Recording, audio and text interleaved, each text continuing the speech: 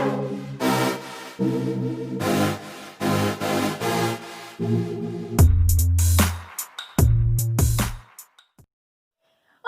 mi nombre es Angélica y este es un nuevo video. Si ven que no muevo mucho la boca, es mi herida, lo lamento.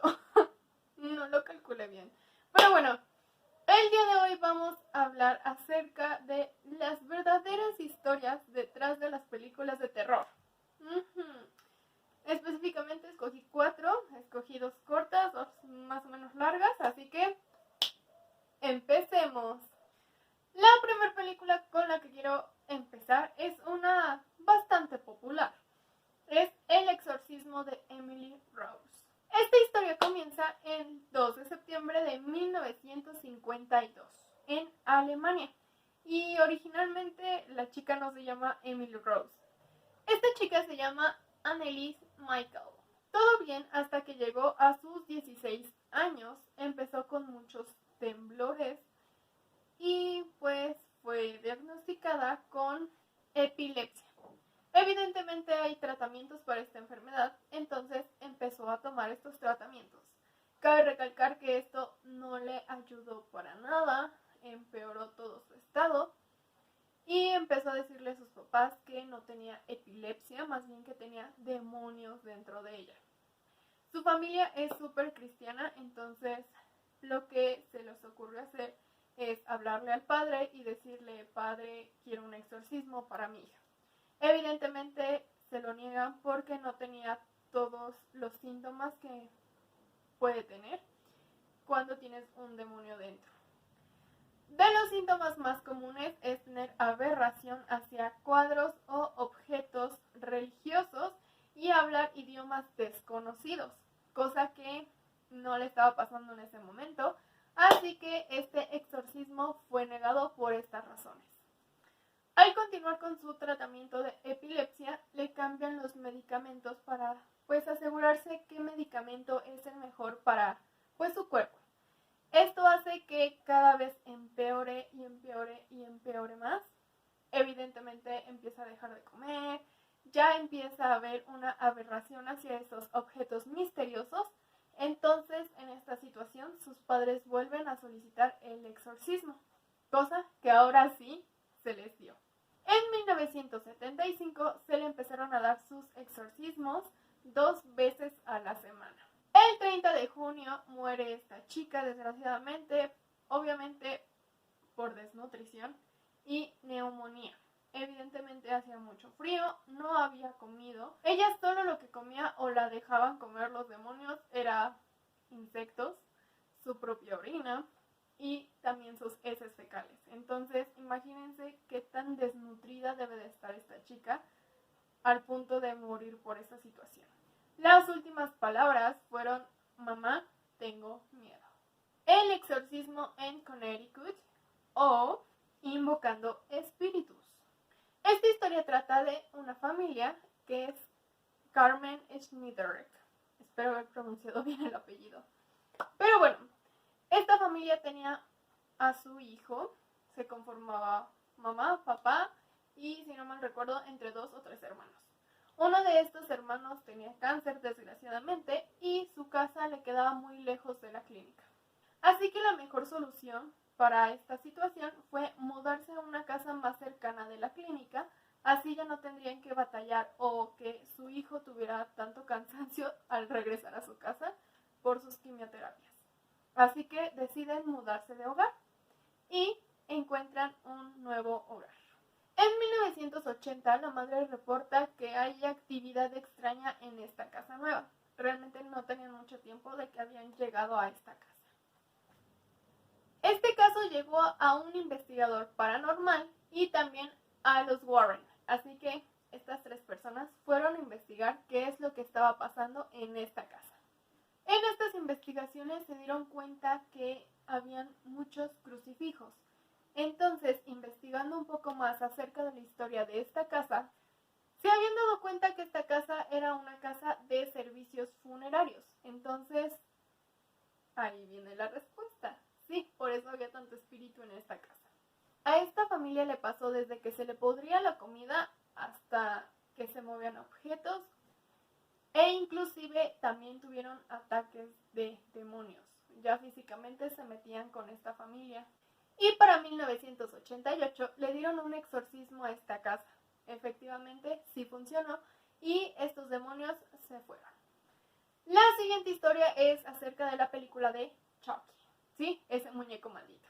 Esta historia comienza con que el ama de llaves le regala un mejor amigo al hijo del patrón, o sea, un muñeco. Evidentemente esta señora venía de un país donde había mucha magia. Ella hizo el muñeco y, según cuentan, ella estaba pensando en su hijo que había muerto en su vientre desgraciadamente y como que toda esa energía se le va al muñeco. Ella evidentemente no lo hacía con ninguna pues maldad ni con nada detrás, solo quería darle un lindo regalo a este niño. Le puso a su mejor amigo de nombre Robert. Sí, Robert igual que él. Bueno, los padres empezaron a notar que en la noche Robert hablaba con alguien. Evidentemente empezaron a escuchar una voz después de unas noches que ya habían pasado con este tipo de acontecimientos, pero era la voz de un adulto. Pensaron que su hijo estaba interpretando o haciendo esta voz como que se respondía, fingiendo que era la voz del muñeco, Robert. Pero evidentemente esto no era así. Robert, el niño, nunca hizo este tipo de voces. Incluso sus vecinos llegaban a contar que empezaban a ver a Robert el muñeco en una ventana y de repente se veía en otra ventana y de repente en otra ventana. Sí, le avisaron a los dueños, a sus vecinos, de que, oigan, disculpen, pero he estado viendo a su muñeco moviéndose, entonces no sé si ustedes lo estén haciendo. Y evidentemente los padres como que empezaron a pues sospechar de qué estaba pasando o de qué se trataba, ya que en ocasiones, las veces que se movía Robert el muñeco, no se encontraba la familia. Después de todos estos hechos, en una noche se escuchó un ruido muy fuerte. Evidentemente los padres se preocuparon por su hijo y fueron a ver si todo se encontraba en orden. Al momento de abrir la puerta del cuarto del niño, todos sus muebles estaban boca abajo. El niño Robert, muy preocupado, fue como, yo no lo hice, fue él, y señaló al muñeco. En ese momento su familia tomó la decisión de dejar al muñeco en el ático y en ese momento pararon todos los hechos paranormales en esta casa. Después, desgraciadamente, muere su padre, muere su madre y Robert hereda esta casa. Él decide irse a vivir junto con su esposa y pues empieza a ver que habían dejado, ir al ático y encontró a Robert, su mejor amigo de la infancia. Él pues muy emocionado dijo, oh, aquí estás, y se lo llevó hacia su sala. Él iba a trabajar y de repente la esposa decía que Robert cambiaba su mirada. Incluso se movía de silla a silla o de un sillón a una silla, se movía por toda la casa. Y también otro hecho es que los vecinos volvían a comentar de que el muñeco de repente se movía, aparecía en una ventana, aparecía en la otra y sus vecinos pues preguntaban qué estaba pasando y pues tampoco se encontraban en la casa justo cuando Robert se movía. Después de todos estos acontecimientos, Robert, el niño, ahora adulto, decide mejor dejar a Robert, su mejor amigo, en el ático de nuevo y evidentemente todo esto paró. En 1972, Robert muere desgraciadamente y la esposa vende inmediatamente la casa. Una familia nueva llega a comprar esta casa teniendo una hija y empiezan a checar todo lo que hay, incluso lo que hay en el ático. Y sí, se volvieron a encontrar otra vez a Robert el muñeco. La niña decide tenerlo como uno más de sus juguetes. Entonces, la niña pues lo pone junto a todos sus demás muñecos, empieza a jugar con él y llega en un punto en que la niña tenía mucho miedo de Robert, ya que decía que al momento de que era de noche, decía que se paraba enfrente de su cama y le decía, te voy a matar. Él solo extrañaba a su antiguo y primer amigo Robert y no quería a esta niña. Después de saber esta historia que contaba la niña, los Warren lo llevaron a su museo. Actualmente se encuentra en el Museo Martello de Key West. Y por último, y no menos importante, es acerca de la película de La Bruja de Blair. Esta historia comienza en 1785 en el pueblo Blair, en Maryland. Ellie Kedward vivía en este pueblo. Era una persona ya mayor y ella vivía un poco en la soledad. Le gustaba. Pero esto no evitaba que las demás personas del pueblo empezaran a decir cosas de ella. Ellie luego le encargaba a los niños del pueblo que fuera a su casa, ya sea para que le diera dulces o cosas por el estilo, para que los niños fueran a su casa. En una ocasión, los niños comentaron que al momento de ir a la casa de Ellie, les quitaba la sangre y empezaban a hacer rituales de magia negra con ella. Esto los niños se los contaron a sus padres y sus padres fueron a reclamarle a Ellie. Evidentemente la trataron de bruja y hubo un juicio. Este juicio fue realmente rápido y fue culpable de ser bruja, prostituta y católica. Dirás tú, ¿qué tiene que ver que sea católica? Pues este era un pueblo protestante, así que esto de ser católico no era de ellos. Su sentencia de esta mujer fue desterrada del pueblo. Hay dos historias muy diferentes, una más turbia que otra, pero la primera historia es que solamente la dejaron amarrada en una carreta en medio del bosque. Evidentemente era una época con mucho frío, entonces desgraciadamente ella murió de frío, de hipotermia. La segunda historia es que Ellie no solo fue amarrada y llevada en una carreta y dejada a la mitad del bosque. No suficiente con eso, las personas decidieron quitar la carreta, dejar la carreta a un lado y a Ellie la amarraron en un árbol con una soga y fue violada y torturada por los hombres de este pueblo. No a gusto con esto, hicieron que Ellie se cortara las manos y los pies y embarrar esta sangre en los árboles. La verdad no entiendo por qué querían que hiciera esto, pero ella lo hizo. Las personas aún querían más venganza, así que aventaron o hicieron que unos perros la atacaran. Y Ellie desgraciadamente no había muerto por este acto de los perros. Entonces ella muere también de hipotermia en esta historia, igual amarrada a un árbol. En 1786, de repente desaparece la hija del gobernador. Esto evidentemente les hizo recordar un poco a Ellie. Ellie para este momento ya no estaba muerta, los pueblerinos ya no tenían como esa sensación de ya no está Ellie, ya somos libres, ya no hay brujería en este pueblo.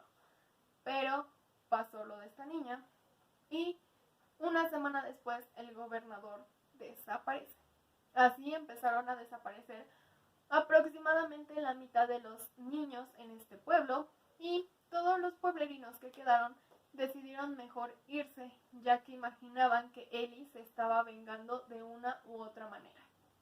En 1994, 3 estudiantes quisieron hacer un documental acerca de este pueblo y empiezan a preguntar las historias de cómo ha sido este pueblo, todo. Realmente le preguntaron a todas las personas del pueblo y había una señora que decía que vio a la bruja de Blair. Esta señora era pues conocida como la loca del pueblo. Estos chicos le fueron a preguntar dónde, cómo fue y le comentó que en el bosque le encontró. Evidentemente estos chicos querían saber qué fue, si realmente la vio, si no. Y estos chicos se adentraron al bosque. Desafortunadamente no regresaron y sus padres los empezaron a buscar, pusieron como personas desaparecidas y jamás se encontraron. Un año después, un estudiante de antropología fue al bosque y lo único que encontró fue una cabaña. En esta cabaña se dio cuenta que había una mochila. En esta mochila se encontraba todo un set de grabación, cámaras, discos, todo. Él evidentemente empezó a ver y se dio cuenta que era acerca de la desaparición de estos 3 estudiantes, así que decide dar esta evidencia a la policía. La policía le da o le otorga un permiso a los padres para que puedan ver qué fue documentado en estas cámaras, y los videos pues los dejaron con más preguntas que con respuestas. Evidentemente no sabían en qué lugar estaban estos chicos. Los padres deciden volver a ver estos videos y la policía les niega el permiso rotundamente. En 1996, la policía hace público un pedazo de este video y evidentemente mucha gente piensa que son falsos, que ya hubo cierta edición en este contenido y pues realmente nadie cree en estos videos. Y por fin en 1997 todo este contenido, todas estas libretas que habían escrito, todo se le dio a los padres. Evidentemente estos chicos siguen desaparecidos y los dieron por muertos y cerrado el caso desde ese entonces. Pero bueno, esto ha sido todo por el video de hoy. Espero que te haya gustado mucho. Dale like si fue así, dale dislike si no fue así. Puedes comentarme aquí abajito qué tipo de tema quieres, algún tag, algún reto, algún lo que sea. Ay. Esperen. ¡Ay, no! Ya. Que también me puedes comentar aquí abajito qué tipo de tema terrorífico quieres. Que mis redes sociales están apareciendo por aquí abajito y en la descripción está el enlace para que no te pierdas en este hermoso mundo del internet. Que hoy es jueves, mañana es viernes y el viernes se disfruta. Que tengas un bonito fin de semana y un hermoso octubre.